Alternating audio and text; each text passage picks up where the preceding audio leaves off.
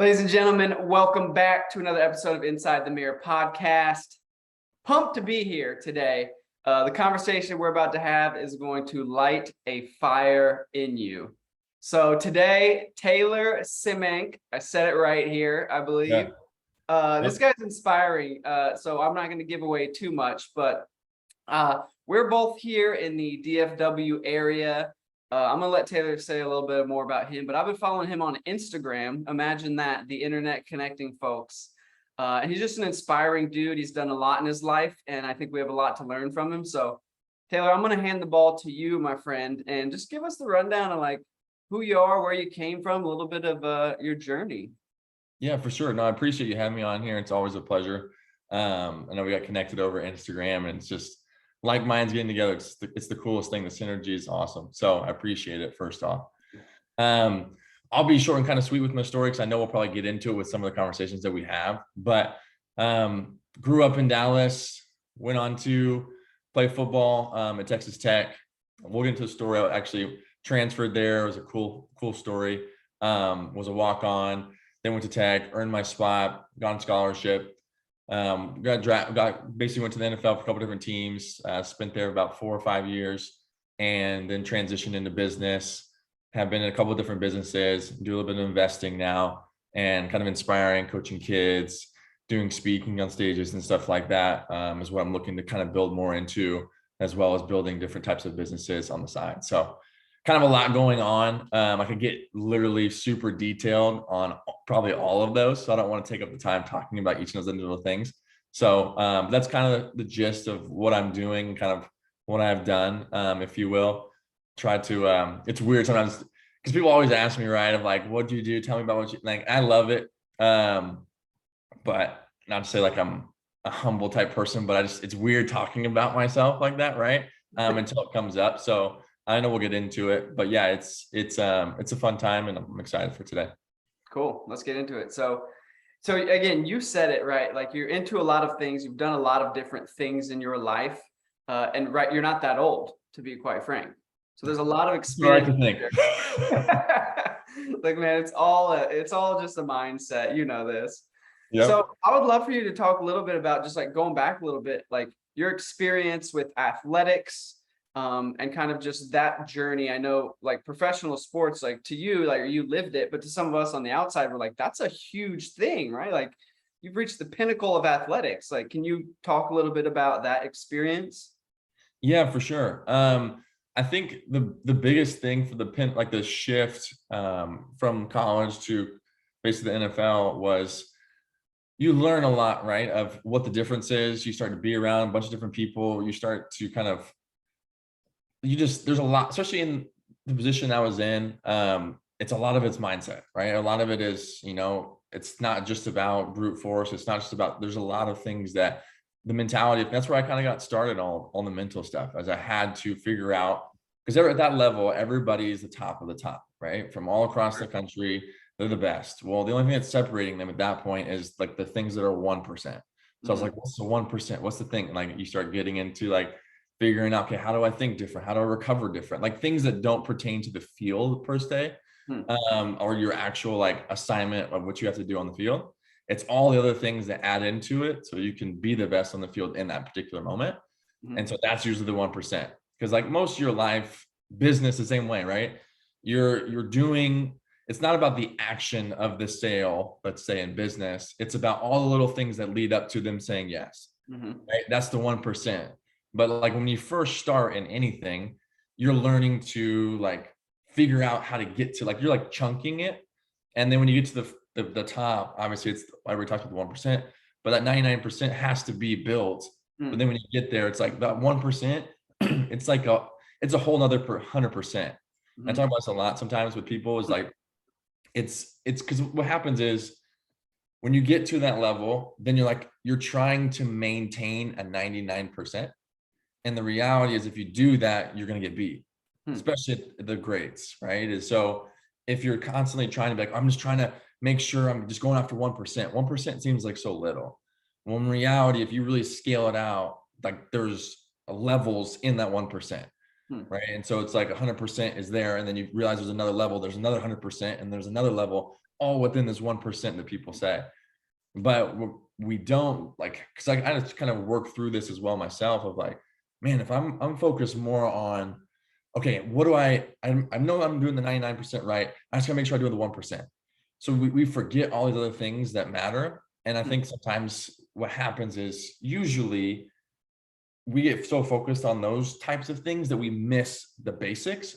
And then if we don't apply the basics, we would never get to the 1% anyway. And so we get so in our head sometimes, like I gotta do this, I gotta do this. And then we forget the art of the craft. Like we forget like the 99% is I have to do that regardless. The consistency, it's the discipline.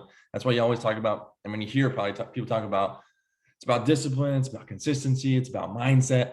And you're like, yeah, that's like, I get that. It's the 99% of the world. Like we should be doing that.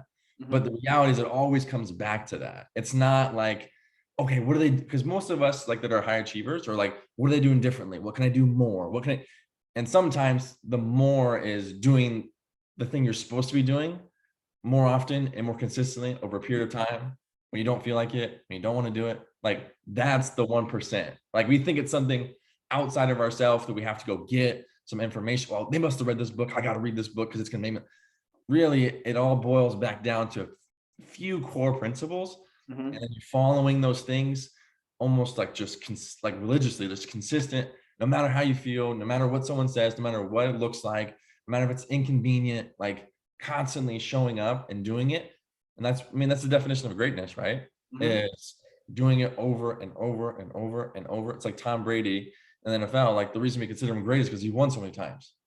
Same thing with, I mean, Kobe or anybody that you look at in different sports across the world. Like there's a reason why. And it's not that they don't play basketball different. It's just they constantly figure out a way. And there's certain things they do to make them better. Like I was talking about before, like make them better on the court. There's a lot of things they do. LeBron spends over $1 million on his body. Like, but we think, oh, I can't be great because I can't spend $1 million on my body. Well, no, not necessarily. Not everybody does that. Now, when you start creating space, like your gift will make room for you to be able to do those things. But if you would have never stuck to the fundamentals, you like, I think, what book is it? It might be Relentless by Tim Grover. He was the trainer for Michael Jordan. And he goes, Michael Jordan used to, before every game, used to literally just focus on a chest pass. He would start the game that way. And he goes, it reminded him that the game is so simple. You just have to if I make a good pass, that's basketball. Like moving, like one shot, a free throw. Like you see all these guys warm up. It really comes back down to not overcomplicating something that's really that simple. Fundamental. I'm gonna rant there, but basically that's kind of like the things that I've learned from the transition from college to pros, or the same thing of like you're young in business to being really successful in business. We think it's this taboo thing that there's, oh, like I should be doing this, and this. Like, I don't know that, so I can't do that. Like, in reality is sometimes just being consistent in what you're doing. You start to learn, you add things to it, of course, like your little arsenal of things and like the secrets of success. Like there is those types of things, don't get me wrong, of like, oh, I wish I would have, like, yeah, of course, like now that I know that, of course I should apply that. But we would never get to that point if we didn't stick to those things. And then when we get those things, we can't forget the other ones that we use. And that's why it's so important to have the discipline of like, okay, I embody this and I'm consistently doing it over a long period of time. That makes a lot of sense, because what I hear you saying is you have to be excellent and consistent and disciplined at the fundamentals. And then you can add in those 1% other dialed habits, right? But if you don't have the basics, right? Just like what the Bible says about, a house built on a firm foundation, right? Like that same idea. So for you though, like now that you're in a business context, and I think you lead like a sales team, is that right? Yeah, so I have a sales team on the insurance side, and then a lot of other things that I'm doing from there. I'm on sales now. I'm not leading in a couple other companies, but I'm a part of the sales. So like all over from there. You're spread out. Yeah. And you do coaching, is that correct? Correct. So what, like when people are coming to you and they're looking for coaching, like what are they looking for? Yeah, so couple side of it. So there's some coaching I have is for like kids in training with my position that I played in the NFL. Now coaching that I do a lot, even before I got involved with this company that I'm with now, was about like the transition, right? And like mastering the transition is basically what it became to. What do you mean by the transition? Transition in life and there's a couple different phases of life, right? Of like where there's a transition period. So one, where it first started was because the period between once you finish college and going into the real world is a really hard piece for a lot of people, especially athletes, especially if they didn't make it to the next level. It's a huge mental block. Sure. And so that's kind of where it started. And so I was like kind of walking through that because once I finished playing, I had transition into business. It was kind of the same deal. It was just a little bit later, right? And so I was like, okay, how do I maneuver all these things? How do I apply everything I've learned and shifting to this? And then that also transitioned to like people that were changing careers that had not like been in this career before. They're moving to this one. Like, how do I apply all these things? Like, am I really good enough to like, it's all that they deal with, the mentality piece of things of like, how do I get to this when I've been only doing this and it's the only thing I'm familiar with? And so there's a lot of connections and synergy between those two people. And so that's kind of where it was like helping someone maneuver from here, not losing everything that you've gained, but kind of taking that step forward, right? It's like, it's gaining that person, there's levels, right? And so, but because we go to a new level does not mean everything else we've done can't apply to the next one. And I think a lot of us think that it ended with the last, season of life and we have to start from scratch again. And it's not true, right? It's the reality is all those things you can utilize. It may not have the same like titles, but the skill sets, because it falls down to those fundamental principles I was talking about earlier that you develop, those shift and you just change the title, but the actions are still a lot of the same. Sure. And so that's kind of, but maneuvering through that process, dealing with the mentality of things of confidence, like, you have to rebuild and how to do that and what you can do to stay organized. Like there's just a lot of different things, very practical even, is kind of where that coaching stemmed to. Okay, that makes a lot of sense. I'm assuming you have a lot of fun conversations with people on the other side when you're able to help them transition and it clicks for them. Are those the winning moments for you where you're like, I was able to help somebody? Yeah, like I love the fact of like when someone had like kind of like the aha moment of like, or it's like, dang, I didn't think about that. I'm like, let's go. Like, because I know what that feels like on my end, or even more so like that's like the early phase of it. But going to your point, like once they like figure out and they're starting to like, where they don't need me, basically, right? It's like, that's the goal. It's like, sure, you got it. Like you're rolling. I love it. And it's like, the best part is when they're at that pace or at that space of time and they look and they kind of reach back and like, man, thank you so much for everything you did. Like that's the big thing for me. It's like they don't need me, but they're like at the same time they appreciate and they don't forget.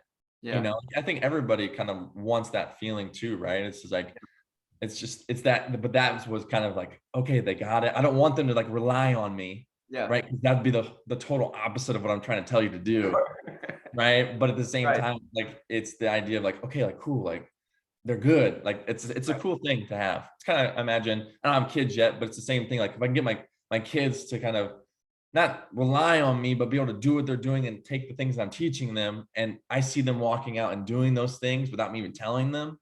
I'm like, dude, it's honorable. It's cool. Like, it's like, that's awesome. They're paying attention. They're listening. I'm adding value enough for them. And then when they turn around and be like, thank you, it's like, that was a lot. I'm gonna cry, right? It's like one of those deals, right? So right. You're equipping folks to go and do things meaningful in their life, which is a huge need, right? Especially in this time in the world and in the culture that we live in, right? Where people are looking for purpose and for, I want to do something. I know I can do something, or I don't know if I can, but people are looking for purpose.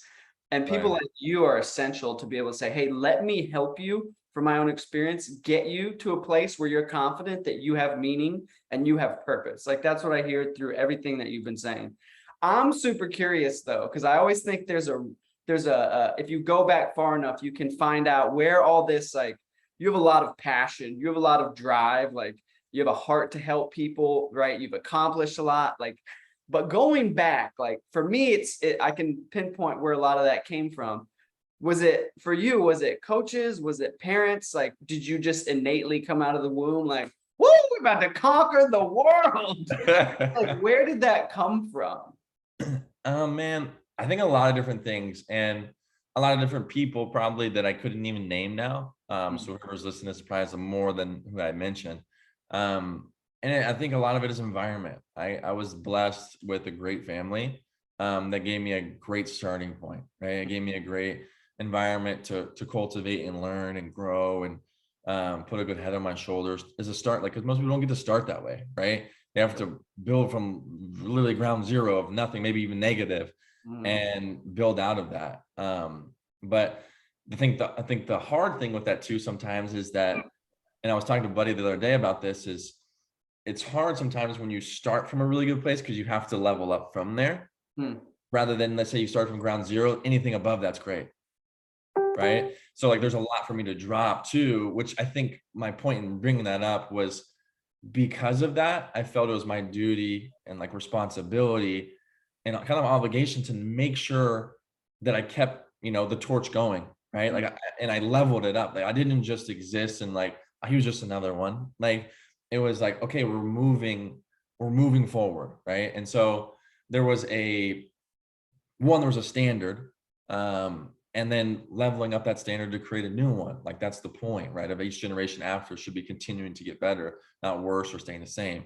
And so kind of that's where I don't know what made that click, like made that realization. And it may be a bunch of different things, and being in the environment that I'm in with sports, you have like motivational people that talk about legacy, because legacy is a huge thing for me. And building that out and keeping the families and like not just family, but just leaving something beyond when you're here, right? And so I think a lot of it came from that. It came from my grandfather, which I've talked about a lot, and some of the things that I do.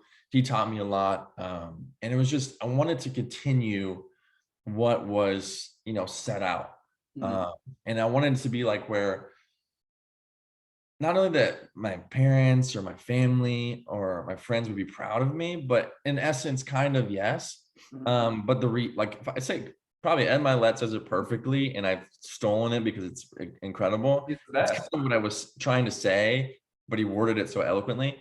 And it was just that, and if you probably heard it, it's like when I go to heaven, when I shake the person's hand of who I could have been, I want to know who that is. To the T, right? I want to know, like, I want like I don't want to be like, wait, I'm pissed. I could have been that, right? Like, I don't want to be like, what's up? How's it going? Like, that's how I want it to be. So that's kind of what pushes me every day. Kind of that shift is really, I didn't have those words like that until I got older, but that's kind of the nature I had. It's like, I wanted to literally, like, my life's over. I want to have literally given everything and been doing everything I possibly could have done, and not look back and be like, man, if I would have just, and so I don't know if it's the regret aspect of things. I never want to have regret, or limit really, I don't want to have a limit on what I could have done because I wasn't willing to do something. That's excellent. And the way he said, I've heard him say that multiple times, and it gets me too. And that the part of that gets me too, I don't know if you ever feel this, many times it convicts me, because I'm like, man, I've had days or weeks recently where I haven't lived up to what I could fully do. I'm curious, and help me out here, and help the folks out here that are listening that hear that, right? Hear that I want to shake the hand of the person that I could be, right? That full potential me.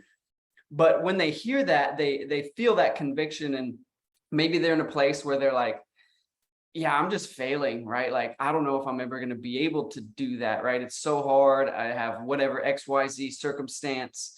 And so I hear that and I want that, but I'm stuck, right? Like, what's an unlock you would tell somebody, or maybe even just a tactic or something that can help them get out of that stuck place of like, I want that.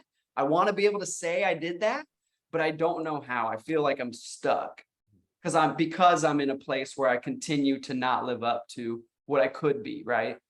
Yeah. So I think there's two things with that. One, you have to realize, and I'm in the habit of doing this myself too. Like, I think we all are, especially if we're trying to achieve something, like high achiever, like trying to become something better, is to not beat ourselves up in the process, because we're going to regardless. No matter how successful you are or how successful you think you aren't, right? we all are going to think we're not successful enough. That's what keeps us going, right? And so we're all faced with that no matter what scale of society they look at us at, right? And so one, not beating yourself up in the process, realizing that it's okay to fail my way to success. And we hear that and like a lot in the social media world, and like, yeah, for sure, I get it. But we don't really apply that sometimes because we think failure way to success is like, and I think Jordan Peterson says it perfectly. It's like, you have to, I don't want to mess it, his, like, he says it so eloquently This too. is verbatim. Okay, yeah, perfect. But it's like, you have to, in order to like failure way success, like you have to look like a fool at front, and everybody looks like a fool when they're first doing something new. Right? But we think that we have to be perfect, and that perfection stops us from ever actually taking that first step. And because we're afraid to take the first step, this fear of failure now becomes the thing we face, not the thing that we actually need to face. Right? So it's just, it kind of reverses the thing, like to where now it's not even like, oh, it's not about speaking on stages. It's me fear of speaking on stage. And the stage is not it's anybody can step on it, whatever. Like it's, everybody deals with it differently. Like it's all that. And so I think the biggest practical thing, and this is where I started, is what am I afraid of? Because usually the things that I'm avoiding, the success of where I want to be, is on the other side, right? Anything I'm avoiding right now on the other side of it is probably where I need to be, because I'm avoiding for some reason. And especially if I know it's something that's going to make me better, or it's the elite version of myself. Ryan Stewman, I work with Ryan Stewman at Apex now, and that's the thing he talks about a lot, is like the elite version of yourself and seeing that person of who they are. What would it take? Like, what does it look like to be that person? And if what you think of in your head and those things line up, the more you dig deep into that, you're going to realize there's a lot of fears on the other side that stop you to like, why don't I have that? And you kind of wiggle your way through and you're like, dang, I'm afraid of looking and being seen. I'm afraid of looking stupid. I'm afraid of saying the wrong thing. I'm afraid of, posting and being in a video because I'm afraid someone's going to be like, man, you're not even articulate. You don't even sound impressive. Like, why are you trying to be Tony Robbins? Like, like that is what we deal with. We don't think that. That's why we don't post, but that's the reason, right? And so it's like, there's certain things that we have to face. So if I start chasing this failure, if you will, of like, okay, I'm afraid of, for me, it was speaking on stages forever. I was afraid of it. I loved helping people one-on-one. I loved all that, but like getting on a stage was a thing that was like, I didn't want to do it at all. And so me and because people ask me, like, hey, will you come and speak? I'm like, yeah, for sure. I'd say it. And then later I'd be like, you know what? I got to do something. You know what I mean? I'd got my way out of it. Yeah, exactly. And so, but once I got kind of to a point where I was like, this is the thing that's stopping me. And this is something that not only my family, I want a lot of us to like embody this, because not many of us do that in my family. So like, okay, well then maybe there's another level to this. Like, how do I get through that so that I don't want to live life afraid of something that there's really nothing to be afraid of. Right. And it's like a lot of times we have to face that. So I think that's the most practical thing, is find the thing that you're afraid of. It's going to be fear, but of what? Is it fear of what people think of you? Okay, how do I practically like look at that? And it's going to be a process. That's why I said in the very beginning, like, don't beat yourself up in the middle, because there's going to be moments where I'm like, man, I was trying to like, I got someone to want me to speak, and then I said yes, and then I turned around and said no, and I left them hanging. Like, if I stopped there, then I failed. Right? And we talk about like, you only fail when you quit. It's the reality of it is true, because you have to fail your way to success. It means you're almost quitting on yourself multiple times, but when you don't get back up, you literally just like, I can't make it. Right? You're just choosing to drown, essentially, right? Instead of trying to swim your way to the shore, right? It's like, we have to continue, even though, like, that's a cool analogy, I guess. It's like, you're kind of like, if you jump off a boat, which is basically jumping into this fear of something you're trying to face, and you see the land of where it could be. Let's say you're speaking on stage, and there's that gap where there's just water between you. The only way to swim is to keep putting your next arm, even though it feels like you're drowning every single stroke. Like, you have to keep doing it. As soon as I stop, I sink. Like, it's just how it works. You're never going to reach that. So if you keep going, even though it looks like you're failing, essentially, once you get to that point, you're like, dang, like, I learned how to swim, one. Two, I'm doing what I need to do. And like, you start, one, that builds confidence, but two, you kind of, that unlocks another door because most gifts and most things that you do, once you get to one of them, it unlocks that skill, unlocks a lot of these other things that now make you better at everything you were doing before. I love And it's a mindset too of like, nothing is going to hold me back, releases you from everything that does too. It's a shift in like how you carry yourself, I think, and that's the biggest thing. But I yeah. love the analogy of the gap and swimming right there, right? And basically, like, well, have you heard the? I'm assuming you have to, the buffalo, the running into the storm. I don't know, maybe I haven't. Oh, okay. I'm gonna send this to you after this. But the idea, and I'll give you the quick rundown. The idea is, right, like in Colorado, from the west over the mountain peaks come storms, right? They move from west to east. And so what happens is that as the storms move over the mountains out to the plains, the cows in the plains will head east away from the storm because they want to get away from it, like we all do in life. We run from fears and the storm. But the buffalo near the mountains, they see the storm coming over the mountain and they run directly into it. The reason being is if you run directly into your fears or into the storm, you get to the other side quicker and then it's over with. But the cows that are running from the storm, it catches them. And now those cows are trapped in the storm and running with it as it just overtakes them.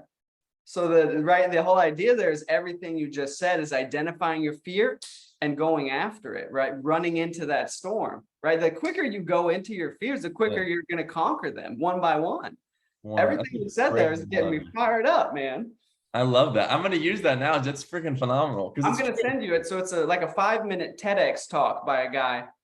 I think he's a psychologist or something. Anyways, I know we don't have a ton of time, so I want to honor this well. But I do want to ask you, because I've been curious just for my own selfish reasons. And also, I think it'd be helpful. You've talked several times about environment and the environment you're in, the people that you surround yourself with, whether it's by default playing sports or you now, I know, because I would follow your Instagram, maybe too much, maybe I'm stalking you, but you're in the, right, you're part of that apex group of like high level individuals, which is an environment.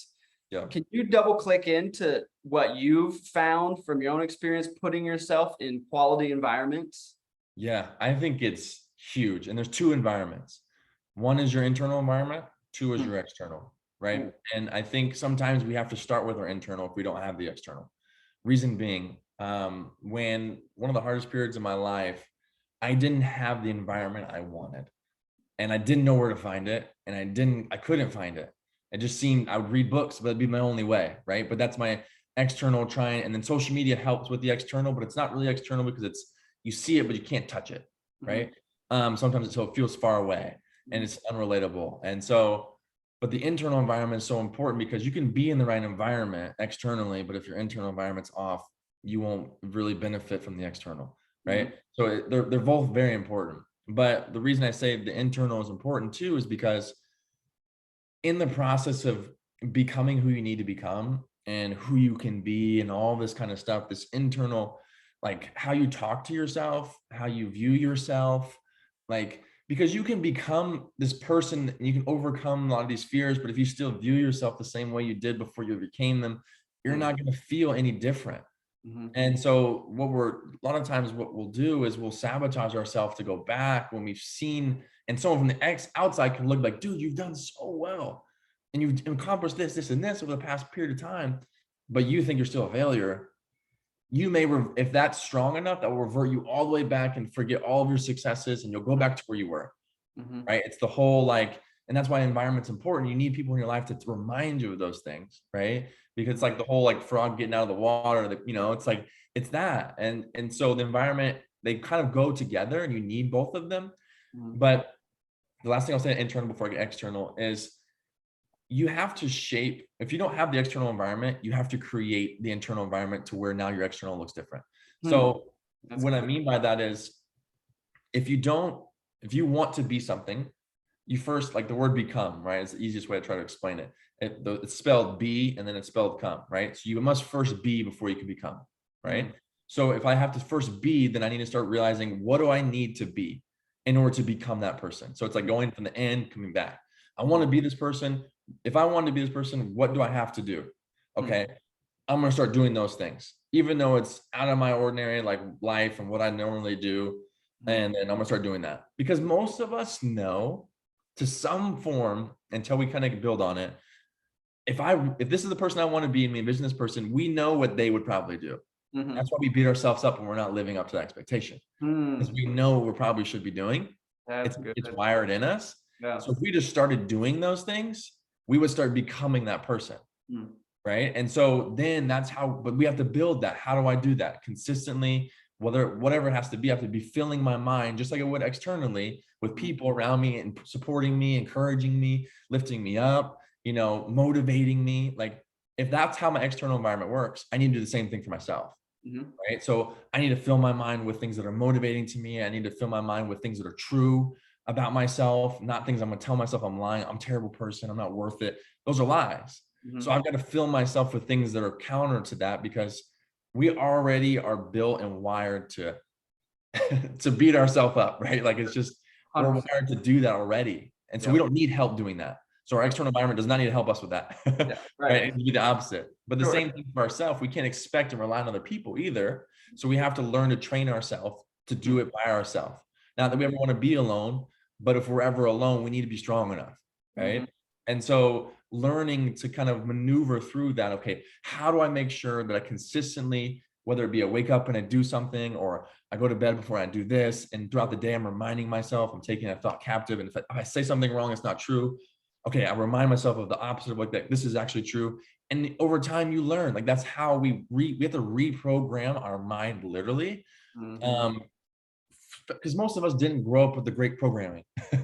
Like, we didn't, like, life hit us, circumstances hit us, like we face all these different things, and it set us up on this operating system that's, let's say Apple 2.0 when we should be on Apple 15.0. Like, so we Right. have to learn, okay, how do I make these upgrades? And the way our brain is wired, it's like these little wires. Like, so if there's something that needs to be upgraded, sometimes we have to create a whole new pathway. Like, this didn't exist before, so I'm going to create another one. And then over time, this other one, like, it goes away. And so it becomes not as strong, right? And so the same thing, when I said earlier, on the other side of things you're avoiding, that's usually where you need to be, right? The things that we sometimes need, like because what happens, right? So think about it this way. If we're trying to become the best version of ourselves and we're avoiding the things that we need to do in order to get there, we're getting a result, which just makes us upset.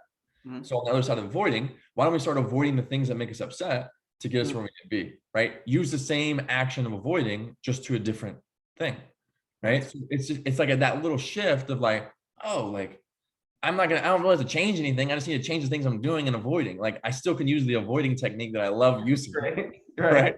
It's just for a different thing. Right. That's great. But that's how we have to maneuver that from the internal perspective. Oh, I got this, and that, right? Now, the external, it's huge, because a lot of times we don't know what we don't know, right? And so if we're only in our head, if we're only with ourselves, we're capped to some degree, right? Not necessarily we can't learn it, but we only are accustomed to what we can bring in and see, or like can learn ourselves.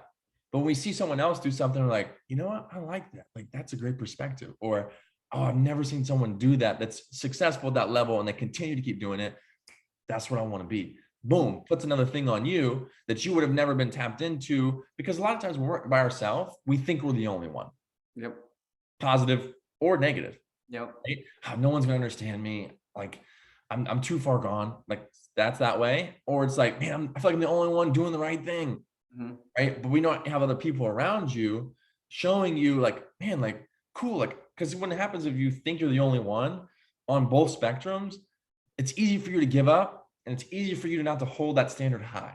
Yep. Because you give yourself the excuse of like, man, I'm the only one. Like, I get an exemption pass, right? Yeah. Like, no one else is doing it. I'm the only one doing it. Like, but if everybody else was doing it, you would feel like a higher level of responsibility to the group or to the standard, right? Sure. And so now at that point, you've leveled yourself up to where like, this is my baseline now. Like, I cannot go below this. And that's what allows you to continue and just keep leveling that up, right? But the external environment is key for that, because you start learning things you wouldn't know. You start learning, even if you start surrounding yourself with higher level of individuals, you start, thinking about the 1%, right? Because they're living those 1%. You're like, oh, dude, like that's exactly what I need. Or all this, especially in business, like there's little tactics, there's little tips, there's little tricks that you have to you learn and know. And then when you learn and know them, then it opens up all these doors of like, oh, like, and then it all clicks, right? But if you don't know that one little piece that fits and it makes all that makes sense, then you may not be able to piece that together for yourself. Like we're built to be connective beings. And so we need other people in our life, positive. And if we have to avoid certain things, then we need to avoid them for the greater good of becoming. Because I'll say this lastly, because I know I'm ranting, but like the avoiding piece, sometimes people, especially because you start dealing with people, right? And oh man, they've been my buddy forever, or they've been my girl forever, or they were with me when it was hard. Like I can't leave them. But if you're leveling up and becoming the best version of yourself, if you think about it differently, you actually will help them. And what I mean by that is, if you level up and you become the better version of yourself, do you not give them an excuse to do the same thing? Right? Do you think they don't want to become that? Right. Maybe they feel stuck just like you. And if you give them an option out, maybe they may take the option with you. And it may not be immediate. It may not be right off the gate. So I can guarantee it's not going to be immediate. Yeah, right. It's going to be like, bro, or like, why are you leaving me, bro? I've been here for like forever. Like, why are you, like, you're going to forget where you came from? Right? That's the whole line, right? Yep. And when you do it consistently and you don't go back on what you said, and you have integrity of what you just said, over time, they're like, dang, it's actually possible. Because they don't believe it right now. That's why they're not doing it. Yep. And so when you say it and you go back, it's like, yeah, see, told you. Yeah. Right? And so, but you give them that space. And so if you want to make it bigger than you, put it for your community, put it for your family, put it for your friends that aren't doing it right now. But what that does mean, though, is you have to, not that you get rid of them, you just got to spend less time with them, right? Focus your time elsewhere. Do different things. Invite them to come with you. If they don't, that's on them, right? But when you get to that point, they're going to probably be the ones that reach out to you and be like, man, like, can you help me? But if you didn't go there, you would never be able to help them. Yep. Right? You think you're helping them staying. It's actually better you helping them go to that place and then bring your hand back down and say, hey, come on, let's go. I learned this stuff. I'm gonna give you the fast track. Let's roll. Like that is what people really want.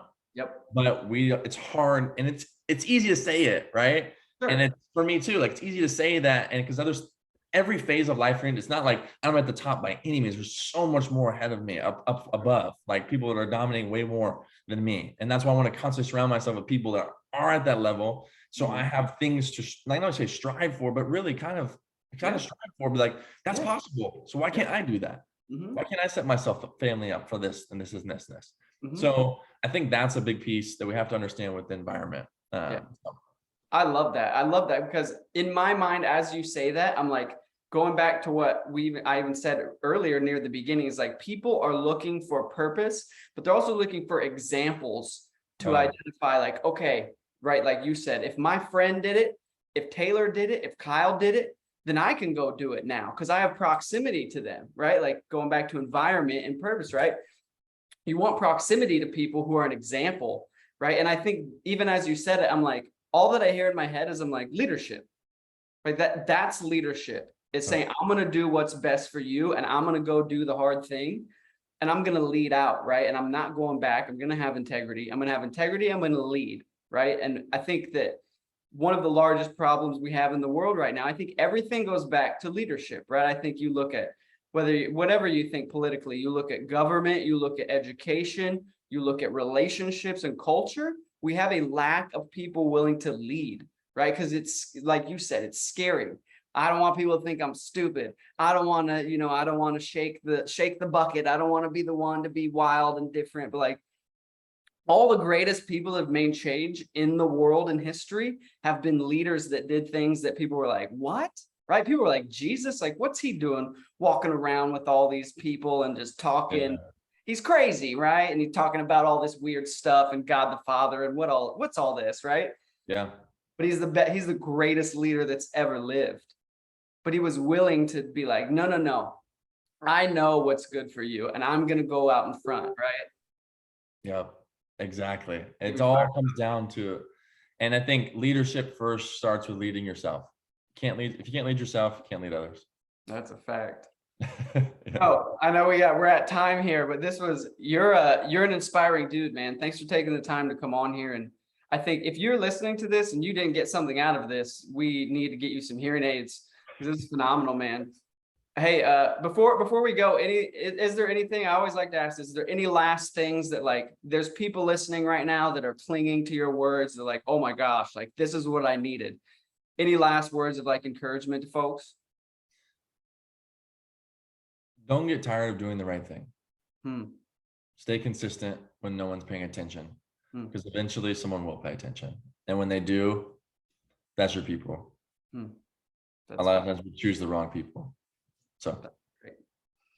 All right, folks, go follow Taylor on what's your Instagram? It's just your name, right? yeah, well, it's at T-Sim. So it's like Oh, right. TSYM. It's like my last name spelled kind of halfway. I'll put it in the show notes below if you want to go follow Taylor. Brother, thanks for not only coming on here, but thanks for what you do, man. People that you're making an impact on, people like me and people that are listening, more people than you know. So thanks for who you are and what you're doing, man. It's inspiring. I appreciate it. Thank you so much. It means a lot. Brother. All right, folks. It's been another episode of Inside the Mirror podcast. Taylor, until next time, take care, brother. Thank you. See you guys.